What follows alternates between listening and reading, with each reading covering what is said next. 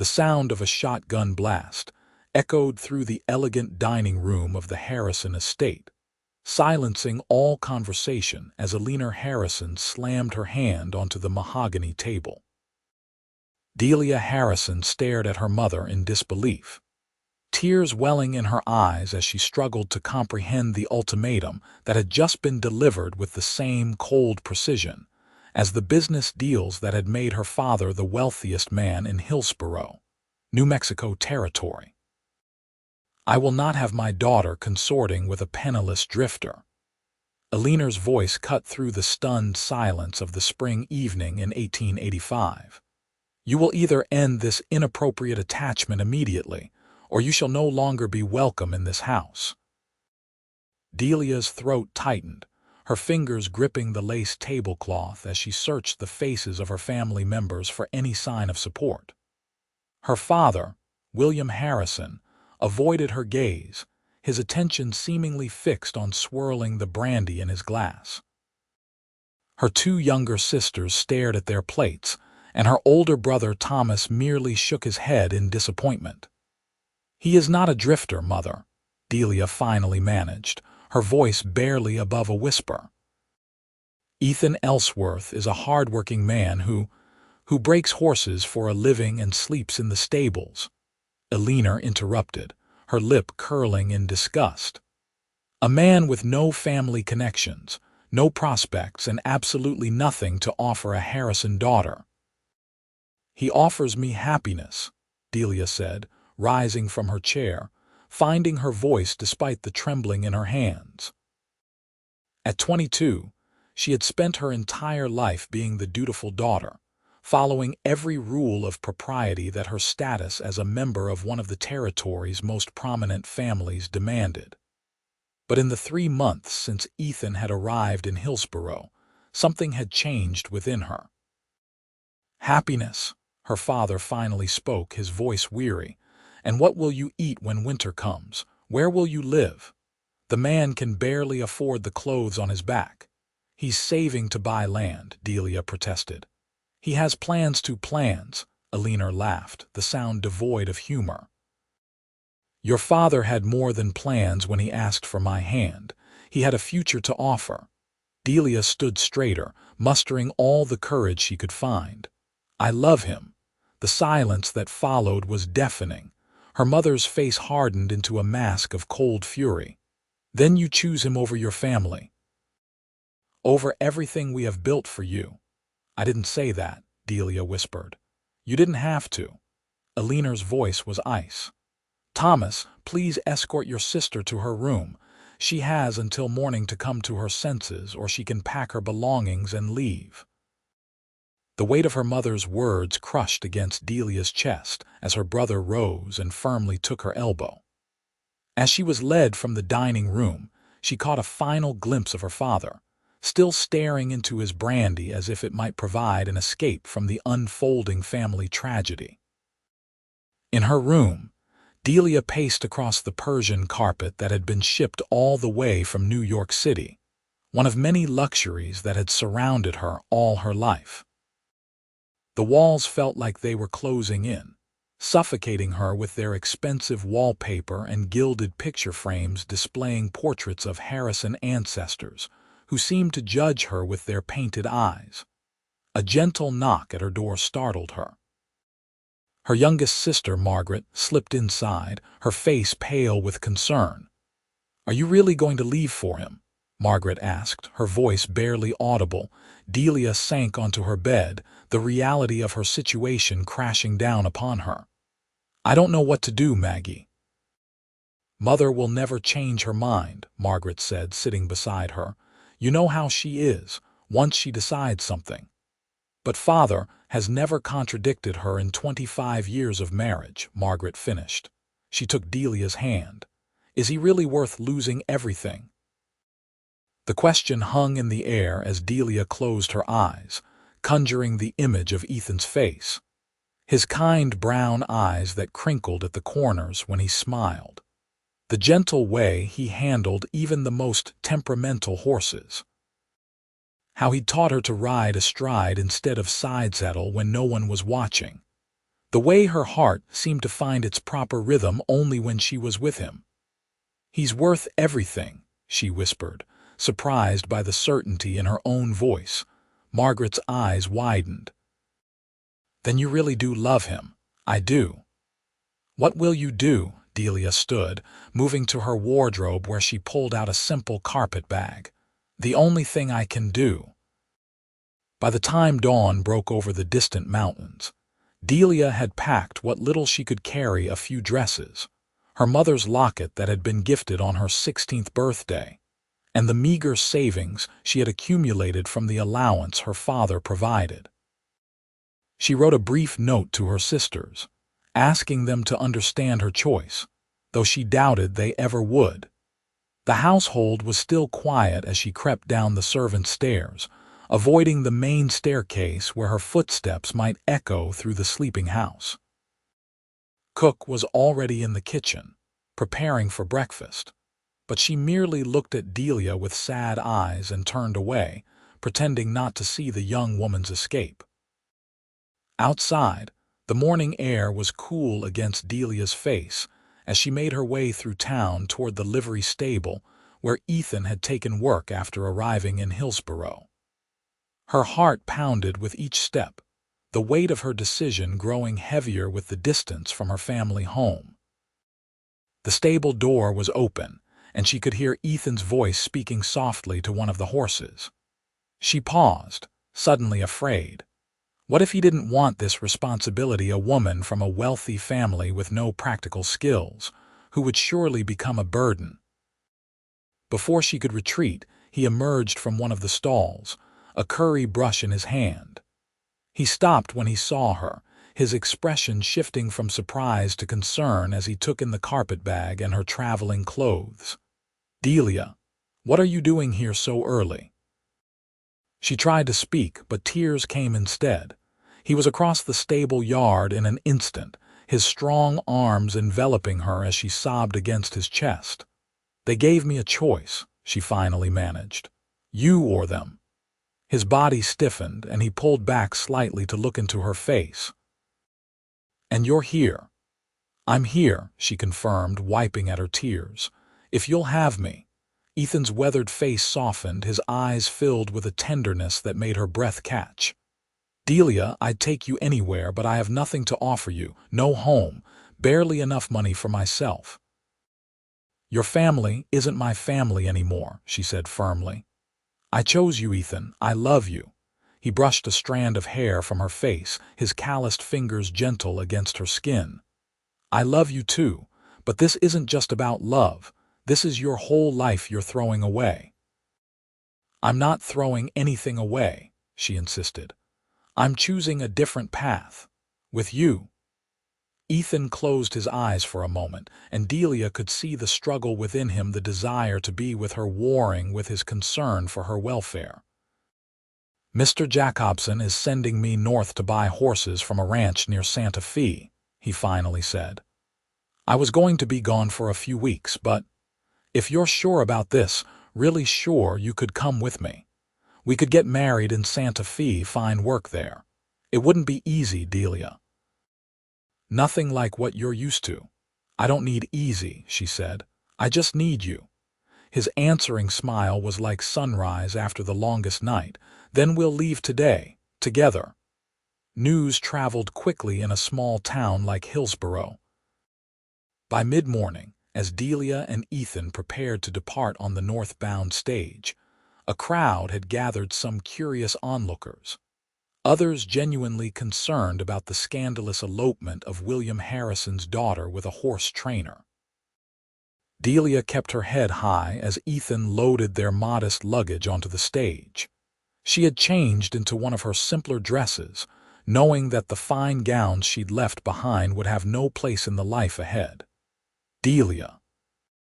The familiar voice cut through the murmuring crowd, and Delia turned to see her brother Thomas pushing his way forward. Her heart leapt with hope. Perhaps her family had reconsidered. Perhaps they would give Ethan a chance.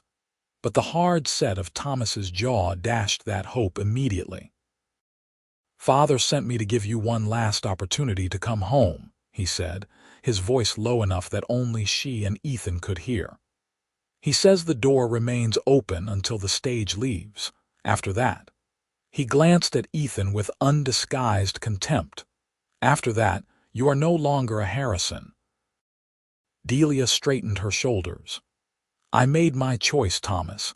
Please tell father and mother that I love them, and I hope someday they'll understand." Thomas's expression darkened. "This man has bewitched you.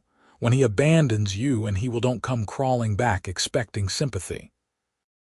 Ethan stepped forward, his voice quiet but firm. "I would never abandon her, sir. I intend to marry your sister and provide for her to the best of my ability for the rest of our lives." "The best of your ability," Thomas scoffed. "A drifter's promise." "That's enough," Delia said, her patience wearing thin. "Goodbye, Thomas." Her brother stared at her for a long moment, then turned on his heel and strode away without another word. Delia watched him go, a hollow feeling expanding in her chest despite her resolve. "We don't have to do this," Ethan said softly beside her. "You could still go back." She shook her head. "No, there's no going back now." The stagecoach journey north was unlike anything Delia had experienced before. Accustomed to private travel or at least first-class accommodations, she found herself crammed between Ethan and a portly merchant who smelled of tobacco and sweat. The rough roads jolted her body with each turn of the wheels, and by the first evening, every muscle ached from the constant movement. They stopped at a coaching inn that night, a far cry from the hotels Delia had visited with her family. The room was small, with a narrow bed and a washstand that held a chipped basin and pitcher. Ethan insisted on sleeping on the floor, despite Delia's protests that they would soon be married anyway. "All the more reason to wait," he said with a gentle smile. "Some traditions are worth keeping." As she lay in the unfamiliar bed, listening to Ethan's steady breathing from his makeshift pallet on the hard wooden floor, Delia stared at the water-stained ceiling and wondered if she had made a terrible mistake. Not in choosing Ethan, of that she remained certain, but in leaving so abruptly, burning bridges that might never be rebuilt. The next morning brought renewed determination. They continued north, the landscape gradually changing as they left behind the desert scrub of southern New Mexico for the higher elevations near Santa Fe. The air grew cooler, the vegetation more abundant, and Delia found herself entranced by the beauty of a land she had never properly appreciated during her sheltered upbringing. Ethan pointed out landmarks and shared stories of his travels across the Western Territories. Born in Missouri, he had headed west at 18 after his parents' deaths, working his way from ranch to ranch, learning the art of horse breaking and training. "I've never stayed in one place longer than 6 months," he admitted as they watched the sunset from the stagecoach window. "Until Hillsboro." "What made you stay?" she asked, though she suspected she knew the answer. His eyes, warm as amber in the fading light, met hers. "I think you know, Delia. From the first day I saw you riding that paint mare along the creek, looking like you belonged to the wild rather than that big house on the hill. I knew I'd found something worth stopping for." Her heart swelled, reaffirming her decision despite the hardships of their journey. They arrived in Santa Fe 3 days later, dusty and exhausted. The city was larger than Hillsboro, with adobe buildings lining narrow streets that spoke of its Spanish heritage. Ethan had contacts there, a livery owner who offered temporary lodging in a room above the stables in exchange for Ethan's help with some troublesome horses. "It's not much," Ethan apologized as he showed Delia the small space that would be their home until they found something more suitable. "But it's clean, and it's ours for now." Delia surveyed the room, a narrow bed, a small table with 2 mismatched chairs, a pot-bellied stove for cooking and warmth.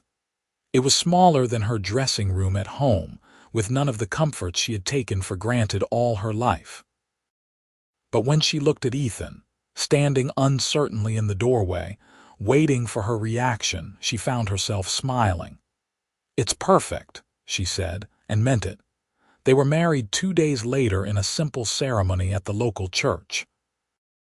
Delia wore her best dress, the one she'd packed for special occasions, and Ethan had purchased a new shirt for the event, though he still wore his work pants and boots, freshly polished for the occasion. The only witnesses were the livery owner, Manuel Ortiz, and his wife, Carmen, who had taken a motherly interest in the young couple. "You make a beautiful bride," Carmen told Delia as she helped arrange a few wildflowers in her hair before the ceremony. "Your young man, he is a good worker. Strong hands, kind eyes, you chose well." "My family doesn't think so," Delia admitted. Carmen nodded sagely. "Families, they think they know what is best, but the heart," she tapped her chest, "the heart knows its match." The simple words comforted Delia as she walked alone to meet Ethan at the altar. There were no family members to give her away, no elaborate wedding breakfast to follow, no stack of expensive gifts awaiting their return. Just a man and woman pledging their lives to each other in the eyes of God, and a handful of near strangers. When the priest pronounced them husband and wife, and Ethan's lips met hers in a tender kiss, Delia knew that no lavish society wedding could have matched the pure joy of this moment. That night, in their humble room above the stables, Ethan and Delia discovered each other as husband and wife. His touch was gentle, his words soft and reassuring as he guided her through the unfamiliar territory of physical love. Afterward, lying in his arms, Delia felt a sense of belonging unlike anything she had ever known. "Are you happy?" he whispered into her hair. "More than I ever thought possible," she answered truthfully. The next morning brought reality back in full force. Ethan left before dawn to meet with the horse trader he had come to Santa Fe to find, while Delia was left to figure out her role in this new life. At home, servants had taken care of cooking, cleaning, and laundry. Now, faced with the simple task of preparing breakfast, Delia found herself at a loss. She managed to light the stove after several attempts, but burned the coffee and produced eggs so rubbery that even she couldn't pretend they were edible. Carmen found her close to tears, staring at the inedible breakfast with frustration. "Ah, Niña," the older woman said, trying not to laugh. "No one is born knowing these things. Come, I will teach you." Over the next few days, under Carmen's patient guidance, Delia learned the basics of cooking, cleaning, and managing a household without servants. Her hands, once soft and unmarked, developed blisters and small burns. Her back ached from unaccustomed labor. But each small success, a loaf of bread that actually rose, a shirt properly mended, brought a satisfaction she had never experienced in her former life. Ethan returned from his horse-buying expedition with 5 promising animals that he would train before selling at a profit. "This is just the beginning," he told Delia excitedly as they walked among the corrals where his new acquisitions were housed. "With the right training, these horses will fetch good prices. We can save for land of our own." Delia loved watching him work. Unlike many horse breakers who used force and fear to dominate animals, Ethan employed patience and understanding. He spoke to the horses in a low, steady voice, gaining their trust before ever mounting them. His methods took longer but produced better results, horses that were not just broken but truly trained, responsive to the lightest touch of reins or shift of weight. "You're a natural with them," she observed one evening as he groomed a nervous bay mare who had finally accepted a saddle that day. Ethan smiled, running a brush along the horse's gleaming flank. "Animals are honest. They don't pretend to be something they're not. People are harder to raid." "Am I hard to raid?" she asked playfully. He set down the brush and came to her, pulling her close. "You, Mrs. Ellsworth, are an open book to me. Right now, you're thinking that your husband is in dire need of a bath before you'll let him anywhere near you tonight." She laughed, pushing playfully at his dust-covered chest. "Perhaps I'm not so difficult to read after all." Life settled into a rhythm as spring gave way to summer. Delia continued to learn domestic skills from Carmen while also helping with the business side of Ethan's horse training. Her education as a merchant's daughter proved useful as she kept accounts, wrote correspondence, and negotiated deals with potential buyers. They scraped by, saving every penny they could toward their dream of a small ranch. There were difficult days when money was tight, when Delia burned their dinner after a long day of work, when Ethan came back bruised and sore from being thrown by a particularly stubborn horse. But each night, as they lay together in their narrow bed, they found strength in each other to face whatever challenges the next day might bring. It was during these months that Delia realized she was expecting a child. The initial symptoms, morning sickness, fatigue, she had attributed to the adjustment to her new life. But when her monthly courses failed to appear for the second time, she could no longer deny the possibility. She waited until evening when Ethan returned from the stables to share her suspicions. His reaction surpassed all her hopes, his face lighting up with joy as he lifted her and spun her around their small room. "A baby," he kept saying, as if testing the word. "Our baby." Later, as they lay together planning for this new development, Ethan's expression grew more serious. "Your family should know, Delia. Whatever has happened between you, they deserve to know they'll have a grandchild." The suggestion opened a wound that had barely begun to heal. "They made their position clear, Ethan. They want nothing to do with me or with you." "People say things in anger that they don't mean," he said gently. "Perhaps this news might soften their hearts." Delia thought of her mother's rigid pride, her father's deference to his wife's wishes, her brother's contempt for the man she'd chosen. "I don't think so." "Will you at least write to them? The worst they can do is not respond."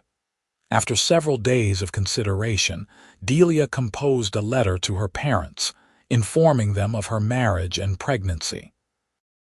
She kept the tone respectful and conciliatory, expressing hope that the coming child might heal the breach between them.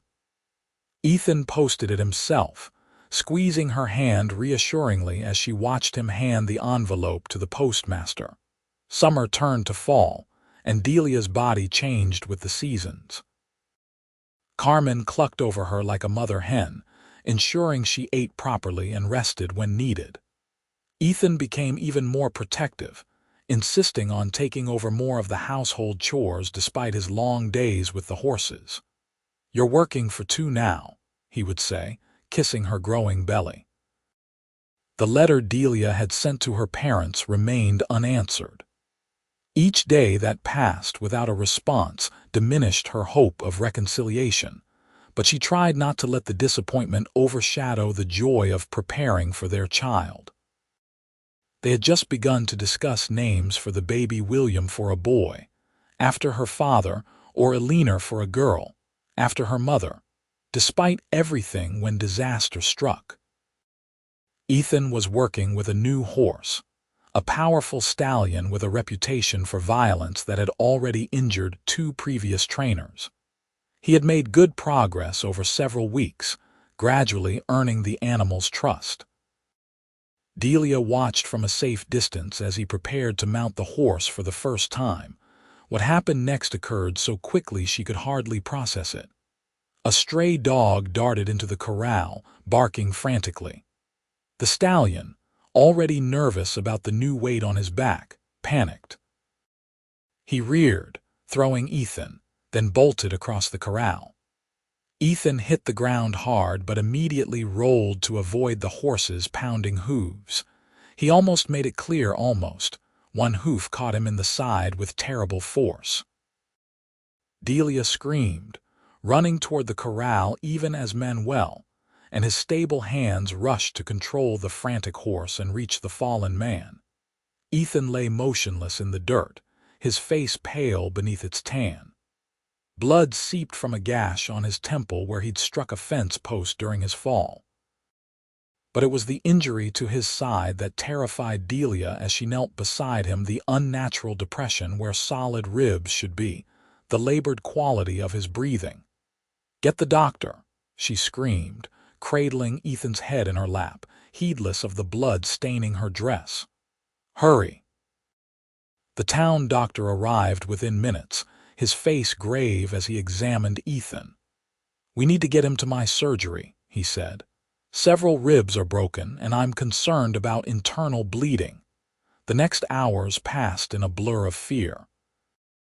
Delia paced the doctor's waiting room, one hand pressed to her swollen belly, as if to reassure the child within that its father would be all right. Carmen sat with her, murmuring prayers in Spanish, her gnarled fingers moving steadily over rosary beads. When the doctor finally emerged, his expression told Delia everything before he spoke a word. "He's alive," Dr. Morrison said, "but his injuries are severe. 3 broken ribs, one of which punctured his lung.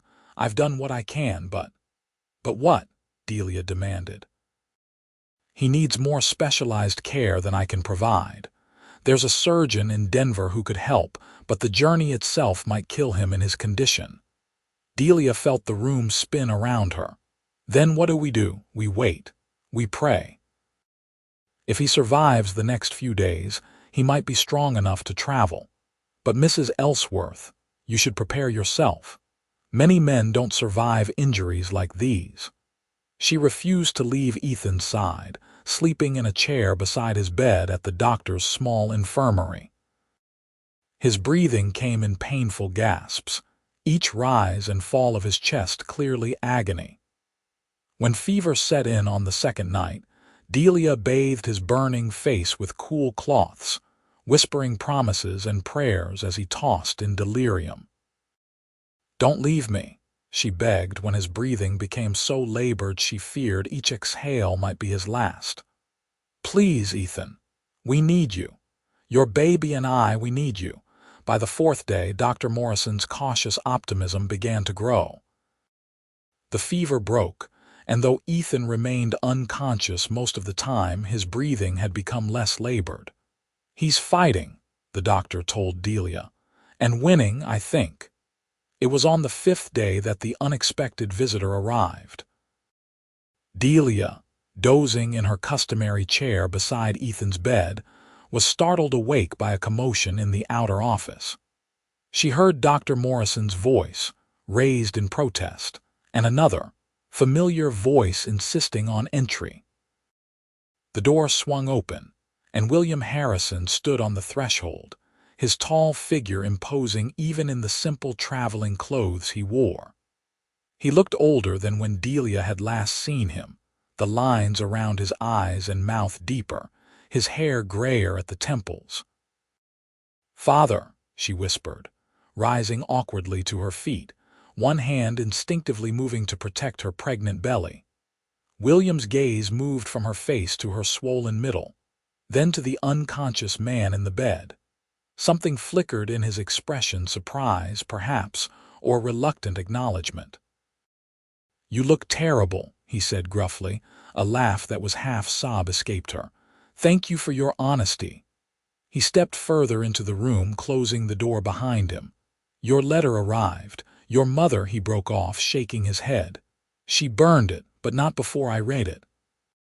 "And you came," Delia said, tears filling her eyes. "Alone. Your mother doesn't know I'm here." He moved to the foot of Ethan's bed, studying the injured man with an unreadable expression. "The doctor says he might not survive." "He will," Delia said fiercely. "He's stronger than anyone knows." William was silent for a long moment. "I made inquiries about him," he finally said. "After you left. Found out he's been sending money to Missouri for years, supporting his younger sister after their parents died." Delia stared at her father in shock. Ethan had mentioned his sister only briefly. She was married now, he'd said, with children of her own. He had a good reputation at every place he's worked, William continued. Honest, hard-working, not the drifter we assumed. I tried to tell you, Delia said softly. Her father sighed heavily. I should have listened. Your mother, she had such plans for you, a marriage to the Blackwell boy from Silver City, connections that would have secured the family's standing for generations.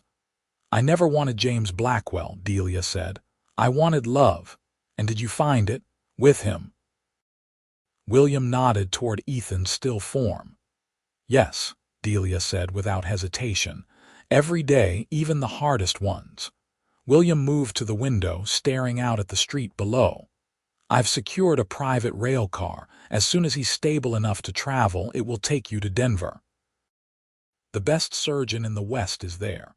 I've already wired ahead to make arrangements. Delia's knees nearly buckled with relief.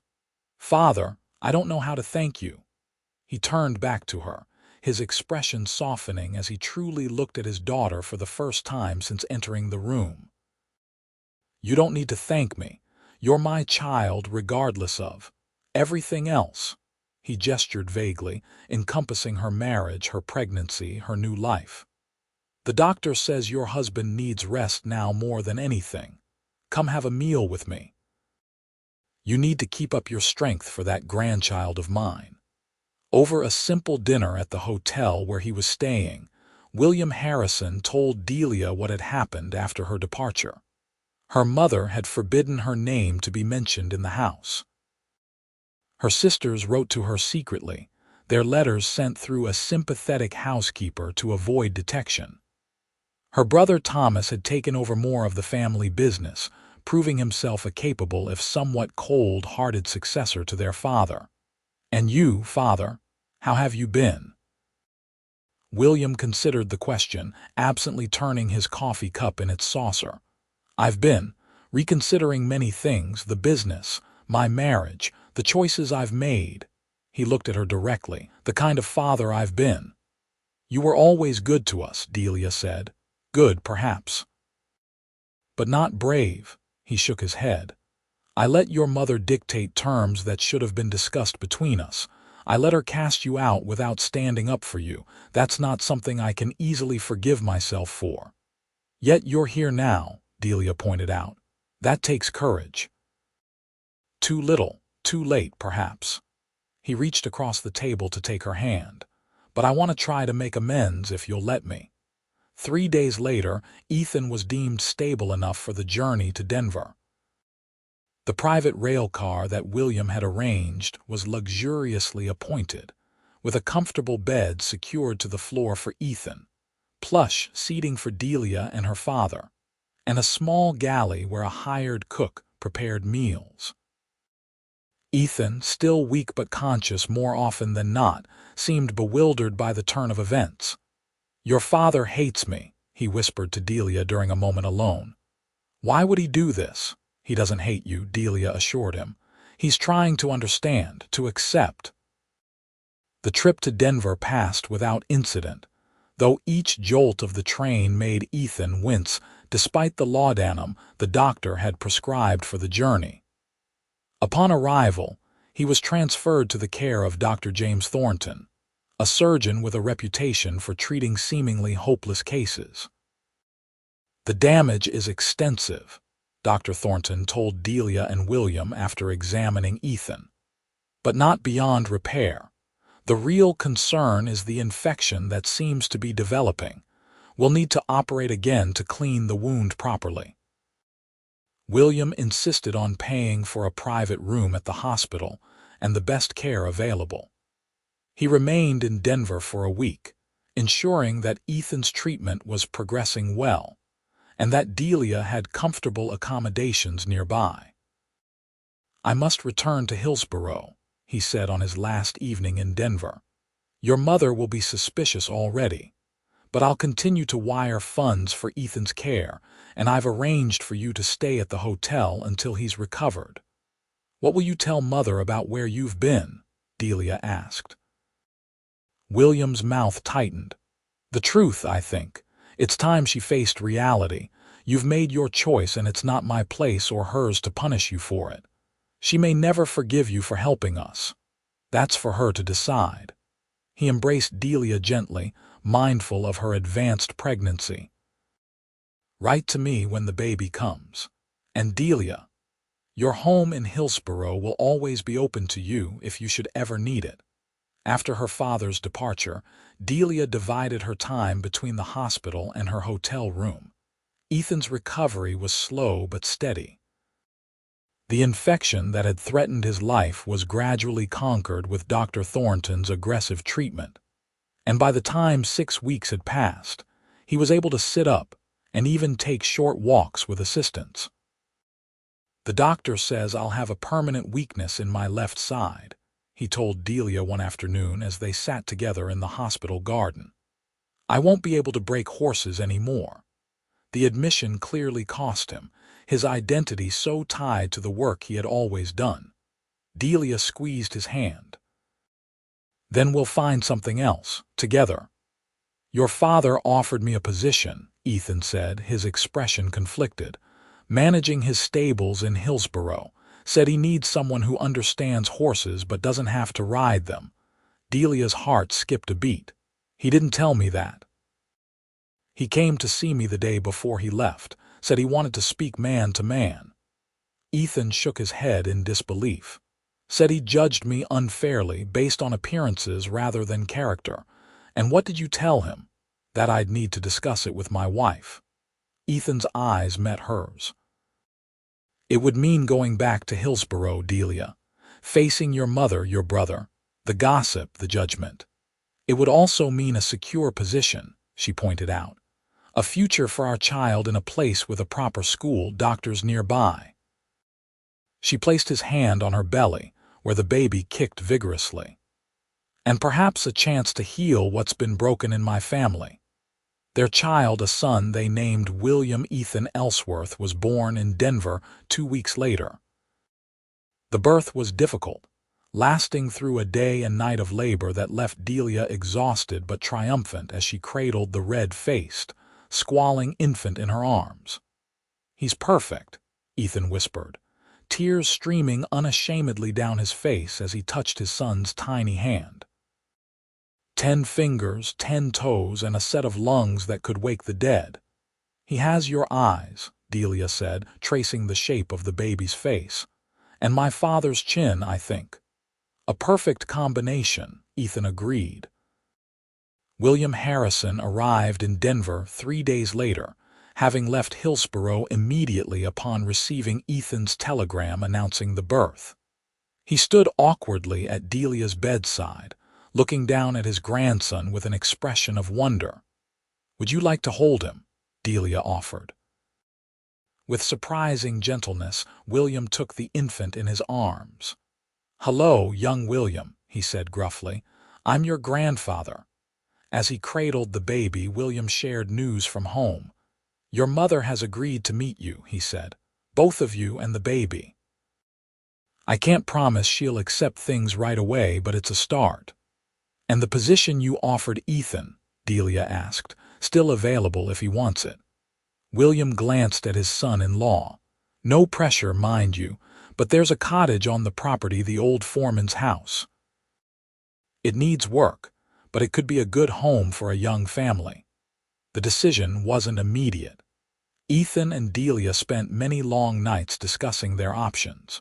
Return to Hillsborough and work for her father, facing the potential hostility of her mother and the curious stares of the townspeople.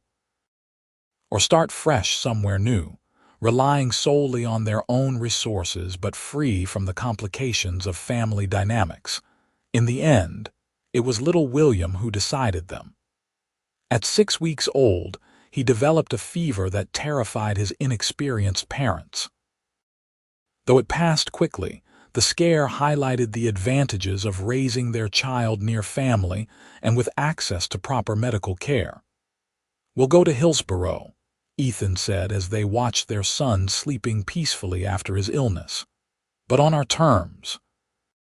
I'll work for your father, but I won't be treated as a charity case.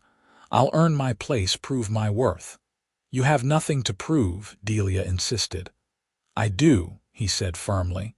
"To your mother, to your brother, to the whole town that thought I wasn't good enough for you." They returned to Hillsborough in the spring of 1886, almost exactly a year after Delia had fled her family home. The town looked smaller somehow, the familiar buildings less imposing than in her memory. As the stagecoach passed the main street, curious faces peered from shop windows and pedestrians stopped to stare at the returning prodigal daughter and her scandalous family. William met them at the stage stop, helping Delia down while Ethan, still moving carefully due to his healing injuries, managed the baby and their luggage. "I've had the cottage prepared," William said, ushering them toward a waiting carriage. "Your mother is expecting us for dinner tomorrow evening. I thought you might want to settle in first." The foreman's cottage was set at the far edge of the Harrison property, separated from the main house by a small orchard and pastureland. It was larger than Delia had expected, a sturdy structure with 4 rooms, a covered porch, and a separate stable for Ethan's use. The interior had been freshly painted, the floors sanded and polished, new curtains hanging at the windows. "Margaret and Catherine did the decorating," William explained, referring to Delia's younger sisters. "They've been very excited about your return." Delia walked through the rooms, taking in the simple but comfortable furnishings, the cradle placed in the bedroom, the stocked pantry in the kitchen. It was nothing like the opulence she had grown up with, but it was far more than the room above the stables in Santa Fe. It was a home. "It's wonderful," she said, turning to her father with tears in her eyes. "Thank you." That evening, after William had returned to the main house, Delia and Ethan sat on their porch watching the sunset paint the distant mountains in shades of gold and purple. Baby William slept peacefully in his father's arms, one tiny fist curled against Ethan's chest. "Are you ready for tomorrow?" Ethan asked. "Facing your mother won't be easy." Delia considered the question seriously. "I think so. We've survived so much this past year. Whatever happens with Mother, we'll weather it together." The dinner at the Harrison mansion the following evening was a tense affair. Eleanor Harrison received her daughter with cool politeness, barely glancing at Ethan and showing only the most perfunctory interest in her grandson. Thomas was similarly distant, though Delia's sisters made up for it with their enthusiastic welcome, cooing over the baby and peppering the couple with questions about their time away. "So you'll be managing the stables," Thomas said to Ethan during a lull in conversation, his tone making it clear what he thought of the arrangement. "Generous of father to create a position for you." "The position already existed," William corrected. "Ethan is simply the most qualified to fill it." "When I'm fully recovered, I intend to implement some new training methods," Ethan added calmly. "Mr. Harrison breeds excellent stock, but I believe with the right approach, their value could increase significantly." "Is that so?" Eleanor spoke for the first time since the initial greetings. "And what qualifies you to make such assessments of my husband's business?" "Mother," Delia began, but Ethan placed a hand on her arm. "It's all right," he said. "Mrs. Harrison, I've worked with horses all my life. I've seen what works and what doesn't. Your husband has built an impressive operation, but there's always room for improvement. I simply hope to contribute what I know." Eleanor's lips thinned, but before she could respond, baby William let out a wail from where he lay in a bassinet beside Delia's chair. She lifted him, attempting to soothe him, but his cries only intensified. "He's probably hungry," Delia said, rising. "Excuse me, I should give him to me," Eleanor said abruptly, standing and holding out her arms. Delia hesitated, surprised by the request. She glanced at Ethan, who nodded slightly, then carefully transferred the crying infant to her mother's waiting arms. Eleanor held the baby with practiced ease, her expression softening almost imperceptibly as she looked down at her grandson's red face. "There now," she murmured, swaying gently. "What's all this fuss about, young man?" To everyone's astonishment, William's cries subsided. He hiccuped, blinking up at his grandmother with wide, curious eyes. "He has William's chin," Eleanor said quietly. "And your eyes, Delia." She touched the baby's cheek with one finger. "He's a Harrison, through and through." "He's an Ellsworth, mother," Delia corrected gently.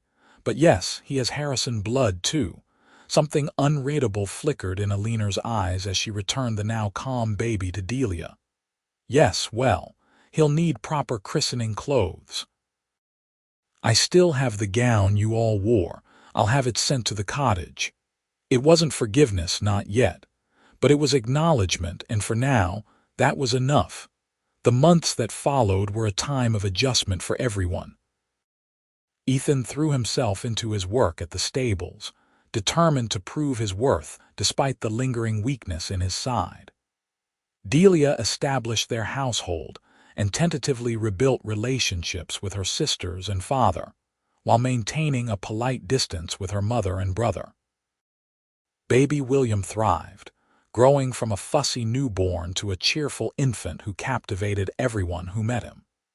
Even Thomas eventually unbent enough to bounce his nephew on his knee during Sunday dinners, which had become a regular if somewhat stilted family tradition. Eleanor remained the most resistant to the new family arrangement. She treated Ethan with cool civility, but avoided being alone with him. With Delia, she maintained a formal relationship, discussing household matters and the baby, but never venturing into more personal territory. It was an uneasy peace, but peace nonetheless until the incident at the Founders' Day celebration that autumn. Hillsborough's annual Founders' Day was the social highlight of the year, with a parade, contests, and a grand dance in the evening. The entire Harrison family attended, including Ethan and Delia with baby William. They had just taken their places for the parade when James Blackwell, Delia's once intended suitor, approached their group, accompanied by several friends who had clearly been enjoying the whiskey being sold at various booths. "Well, if it isn't the horse breaker who broke into the Harrison family," Blackwell said loudly enough for nearby spectators to hear. "Tell me, Ellsworth, how does it feel to live off your father-in-law's charity after nearly getting yourself killed? Was it worth it, trapping a Harrison girl into marriage?" Delia felt Ethan stiffen beside her. "James, you're drunk," she said firmly. "Move along before you embarrass yourself further." Blackwell's gaze shifted to her, his expression ugly. "Always did think too highly of yourself, Delia. But I see you've come down in the world now, playing house with a crippled stable hand in a cottage on Daddy's land." Thomas stepped forward. "That's enough, Blackwell. Move on." "Or what?" Blackwell sneered. "You'll defend the man who stole your sister's virtue and your father's respect." "Everyone knows William only took him in out of pity." Ethan handed the baby to Delia and stepped forward, his movements careful but determined. "Mr. Blackwell, I understand you're disappointed, but insulting my wife and questioning my character won't change anything." "Your character?" Blackwell laughed. "What character does a drifter have? You saw a meal ticket and took it, plain and simple." What happened next shocked everyone present. William Harrison, who had remained silent during the exchange, strode forward and planted himself directly in front of Blackwell. "You will apologize to my daughter and son-in-law immediately," he said, his voice low but carrying. Blackwell blinked, momentarily thrown by the unexpected intervention. "Mr. Harrison, surely you don't. Ethan Ellsworth is a better man than you could ever hope to be," William continued, cutting him off. "He loves my daughter enough to defy convention and face ridicule. He works harder with broken ribs than you do on your best day. And unlike you, He doesn't need to belittle others to feel important. A hush had fallen over the nearby crowd, all pretense of watching the approaching parade abandoned in favor of this far more interesting drama. "Now," William concluded, "you will apologize, or you will find that the Harrison business interests no longer have need of Blackwell lumber for any of our operations. Your choice." Faced with the potential loss of his family's most lucrative contract, Blackwell swallowed his pride. "I apologize for my remarks," he muttered, though his eyes remained defiant. "To them, not to me," William insisted.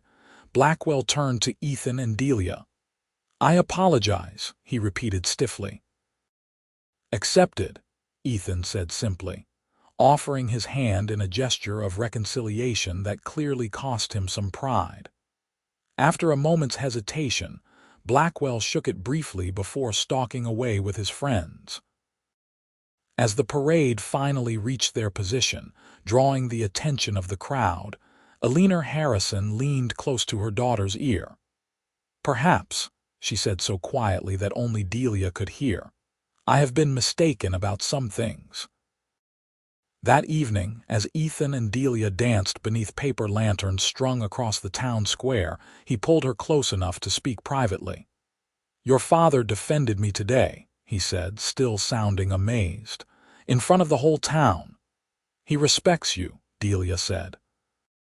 "He told me last week that the new training program you implemented has already increased the value of his yearlings by 15%. It's not just about the horses," Ethan mused. I think he's trying to make amends for how things began between us." Delia rested her head against his shoulder. "He's not the only one. Mother asked if we would bring William to tea tomorrow, just the three of us." Ethan missed a step in his surprise. "Really, really?" Delia smiled up at him. "She's starting to see what I saw from the beginning, that you are exactly the right man for me, regardless of your background or profession."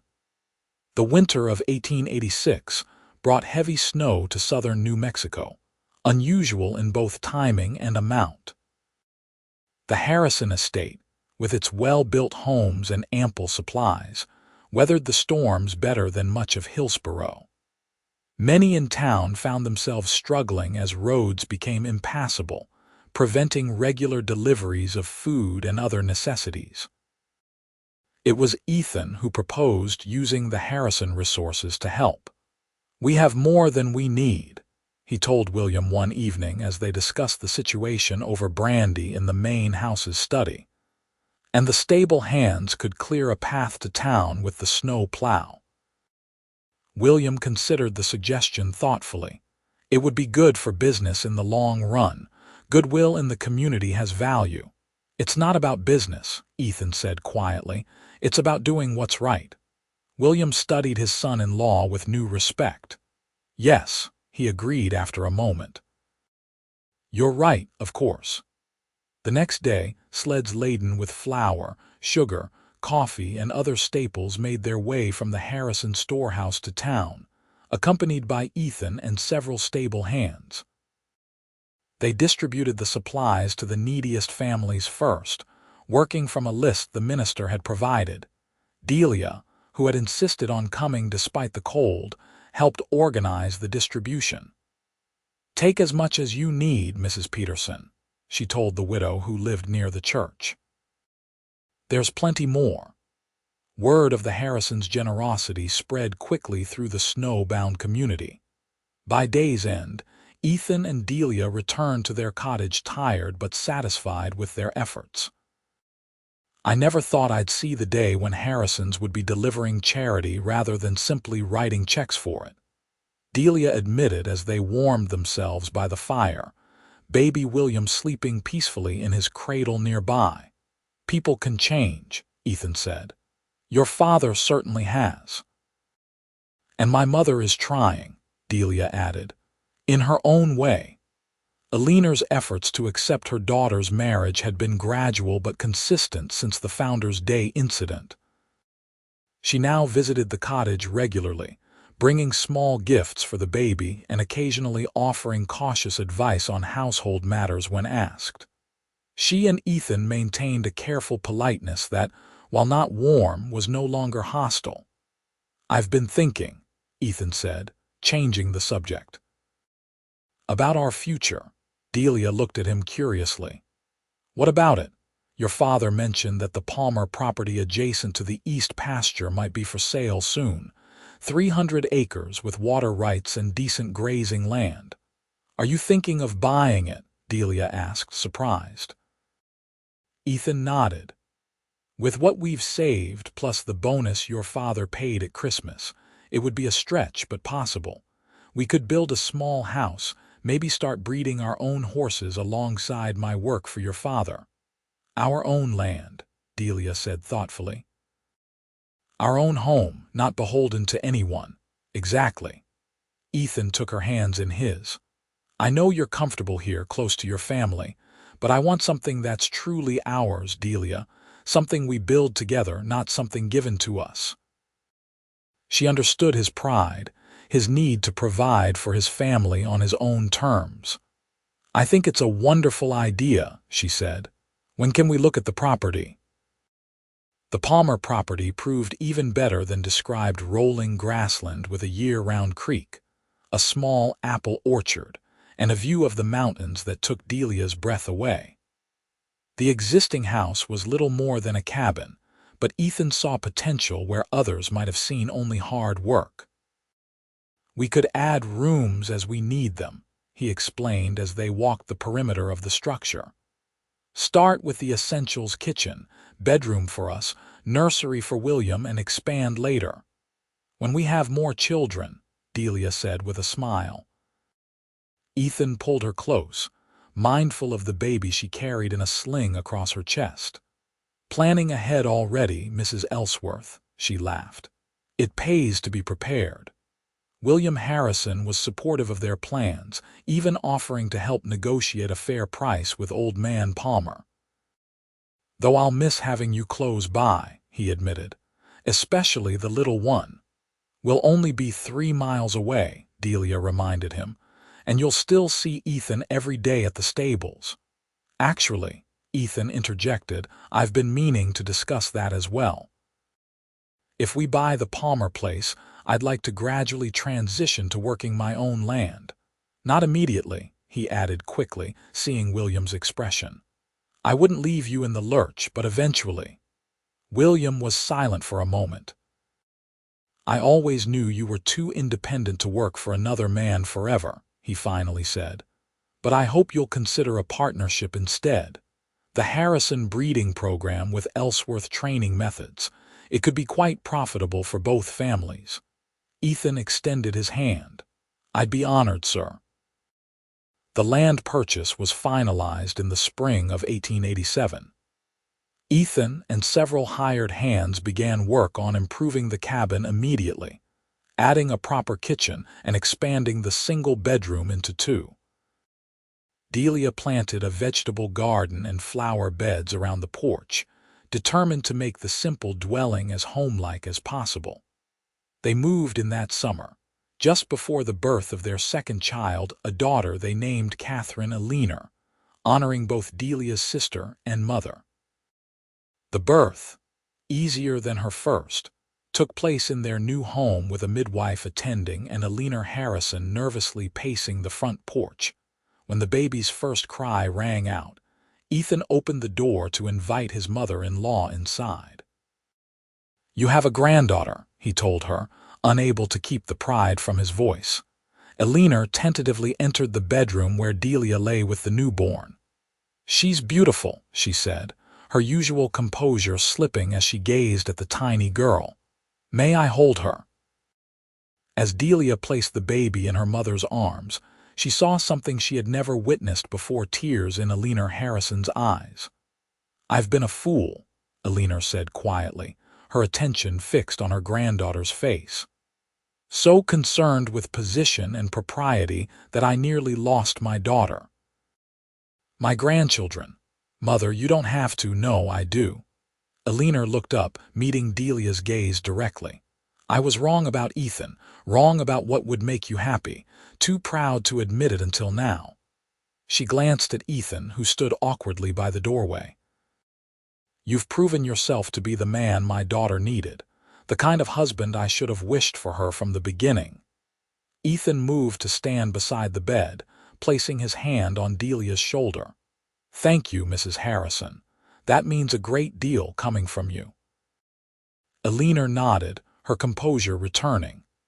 Well, this little one needs a proper christening gown. I'll have something made.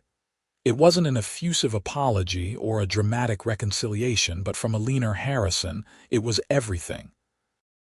Over the years that followed, the Ellsworth family flourished on their land. Ethan's partnership with William proved profitable for both men, their combined expertise establishing the Harrison-Ellsworth breeding program as one of the most respected in the territory. The original cabin expanded into a comfortable farmhouse as their family grew to include a third child, another son they named James Thomas. Delia, once accustomed to luxury and leisure, found deeper satisfaction in the life she had chosen, raising her children, maintaining their home, and working alongside Ethan to build something meaningful. Her relationship with her parents, especially her mother, continued to improve with time and shared experiences. On the 10th anniversary of their marriage, Ethan surprised Delia with a gift, a silver locket, to replace the one she had brought from her family home all those years ago. Open it, he urged as they sat on the porch swing after the children had gone to bed. Inside were two tiny photographs, one of Ethan taken shortly after they met, the other a recent family portrait with their 3 children. To remind you of how it began, he said, and all we've built together since.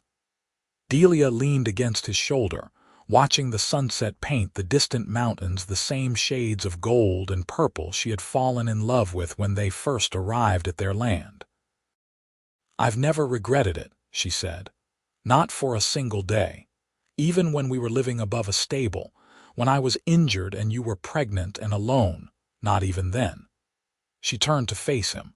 Because I always knew what my family couldn't see, that you were exactly the right man for me. Ethan's kiss, still capable of making her heart race after a decade together, was his only response. But as the stars began to appear in the darkening sky above their home, their children sleeping safely inside, Delia knew it was the only answer she would ever need.